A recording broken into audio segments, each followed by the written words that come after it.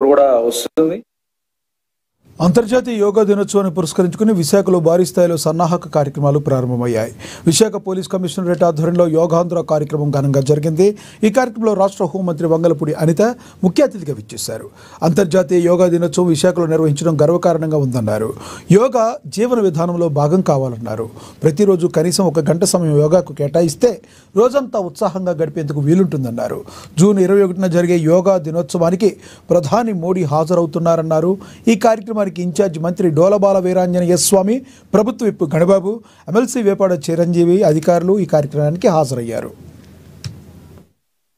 అంతర్జాతీయ యోగా దినోత్సవం సందర్భంగా ఇక్కడికి మన ప్రీతమ ప్రధానమంత్రి గారు నరేంద్ర మోడీ గారు విశాఖపట్నం రానున్న నేపథ్యంలో ఈరోజు రాష్ట్ర ప్రభుత్వం ప్రతిష్టాత్మకంగా తీసుకుని ఈ కార్యక్రమాన్ని మొత్తం స్టేట్ లెవెల్లో యోగాని ప్రమోట్ చేయాలి. ఎందుకంటే యోగా అనేది భారతీయ సంస్కృతిలో ఒక భాగం, మనందరి జీవన విధానంలో ఒక భాగం.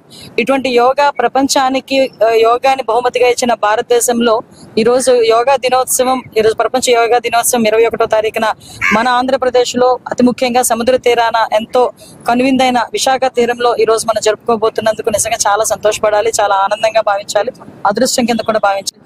ఈ రోజు విశాఖపట్నంలో పెద్ద ఎత్తున గౌరవ కలెక్టర్ గారు, అట్లాగే గౌరవనీయులైన అనిత గారు, మినిస్టర్ గారు, అట్లాగే డోలా వీరాంజనేయ స్వామి గారు, ఇన్ఛార్జ్ మంత్రివర్యులు, ఎమ్మెల్యేస్, అట్లాగే ఎమ్మెల్సీస్, అధికారులు, ముఖ్యంగా పోలీస్ యంత్రాంగం అందరూ వచ్చి ఇక్కడ పెద్ద ఎత్తున యోగా కార్యక్రమం చేపట్టడం చాలా చాలా సంతోషదాయకమైన విషయం. ప్రపంచమంతా కూడా జూన్ 21, 2025 నాడు విశాఖపట్నం వైపు చూడటానికి సందిగ్ధులై ఉన్నారు. దానికి కారణం ప్రధానమంత్రి నరేంద్ర మోడీ గారు, అట్లాగే గౌరవనీయులైన సీఎం చంద్రబాబు నాయుడు గారు, ఇంకా మంత్రివర్యులు అందరూ కూడా పెద్ద ఎత్తున ఇక్కడికి వచ్చి ఒక ప్రపంచ రికార్డు స్థాపించడానికి జూన్ 21వ తేదీన అంతర్జాతీయ యోగా దినోత్సవం సందర్భంగా మన భారత ప్రధానమంత్రి గారు శ్రీ నరేంద్ర మోడీ గారు విశాఖ నగరంలో యోగా తీసుకుని రావడం, ఆ కార్యక్రమంలో గౌరవ ముఖ్యమంత్రి శ్రీ నారా చంద్రబాబు నాయుడు అక్కడే పాల్గొంటున్నారు. మన ప్రపంచ రికార్డు కూడా సృష్టించబోతున్నాం.